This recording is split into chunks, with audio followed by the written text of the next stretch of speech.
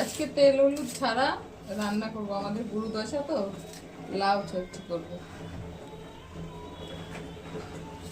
একটা শুকনো লঙ্কা দিলাম,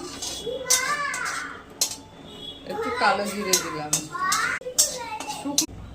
ভাজা ভাজা হয়ে গেছে, বড়িগুলো দিলাম। এটা মটর ডালের বড়ি, একটু ভাজা ভাজা হয়ে গেছে। লাউ আর কাঁচা লঙ্কা, পাকা লঙ্কা দিলাম, একটু চিনি দিলাম, চিনিটা একটু বেশি করেই দিলাম। ঢাকা দিয়ে এবার ঢাকা দিয়ে রাখবো একটু,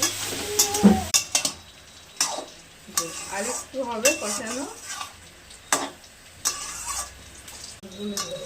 আগের যে ছবিগুলো ছিল, এই রান্নাগুলো ছিল, সেই রান্নাগুলো দেখানো হয়েছে। এখন আবার এরকম রাঁধবো। কদিন আগের অনেক কটা রান্না করা ছিল, একটু কম কমই দেখাবো রান্না।